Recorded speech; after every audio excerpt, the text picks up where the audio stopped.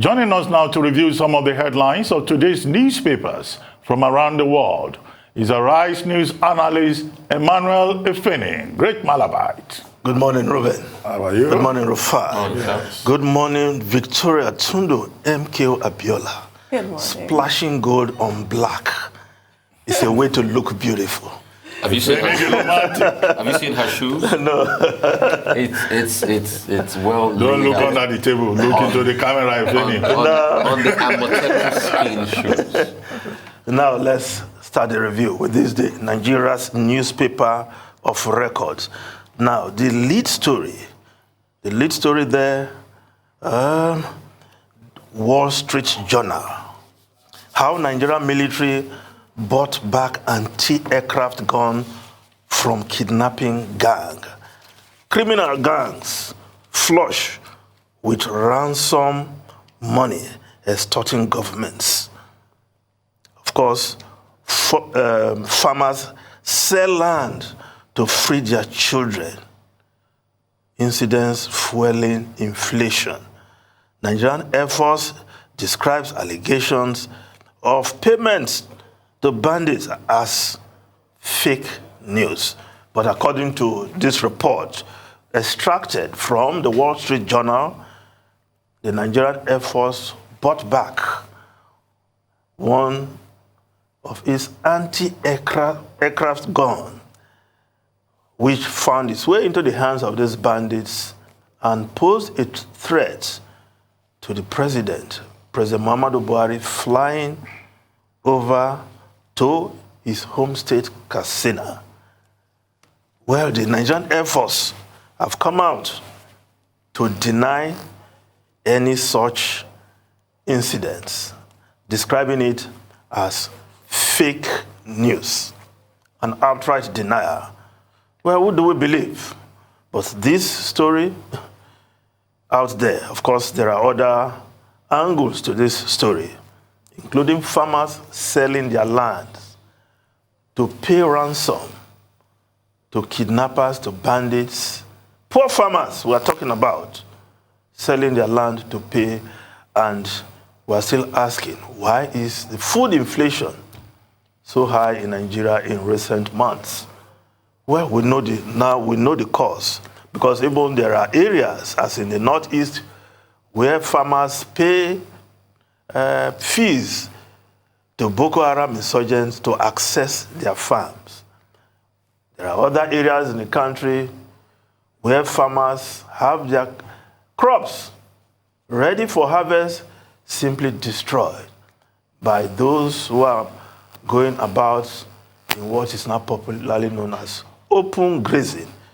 Graze, eat, your cattle eat whatever they see. Whether it is people's farm, they just go on destroyed. So we have a lot of problems on our hands. But this report, Ruben, is something we have to interrogate.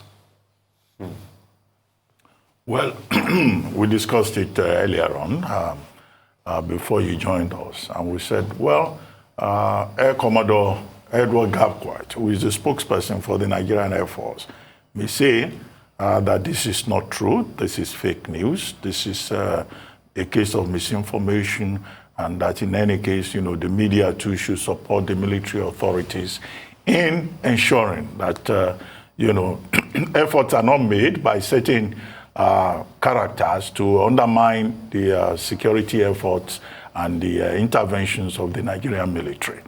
Two, he also made it clear that, in fact, it is unthinkable, it is unbelievable, given the fact that the Nigerian military, the Air Force and other security agencies have been doing a lot, in the Libya area, between the border between Nigeria and our neighbors, and that in the last few weeks, they've been able to decimate, the community of bandits and terrorists in that area. Third, he made a point in his report that they are committed to remaining professional and ensuring that the objective of making Nigeria safe for all is achieved. However, the key point we made earlier on is that, yes, the spokesperson of Nigerian Air Force may have debunked the idea that they carried, a bag of money, in A sack of cash. well, yes, crisp naira notes to the tune of about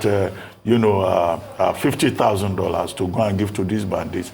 And a bandit, as reported by Wall Street Journal, who was so relaxed, so confident that he was even sipping tea, as the intelligence officers when they are to deliver the money, and that the anti-aircraft gun, was dismantled and packed onto the back of Okada motorcycles, and then handed over to the negotiators from the military side.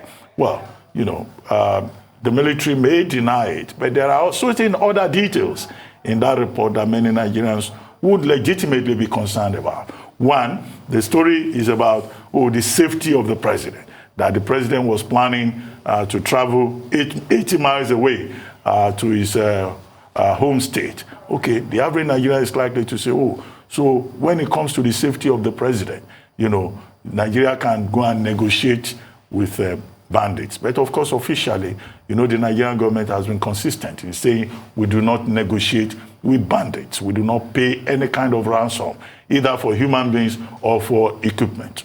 But the other details in that story should be of concern. One, the fact that thousands of students have been abducted, secondary school students, this year alone. Thousands of schools have had to be shut down. In one state, this year, over 600 schools were shut down, and its children were at home. That report also gave concrete details of kidnapping incidents in the northern part of the country. Well, those are incontrovertible facts.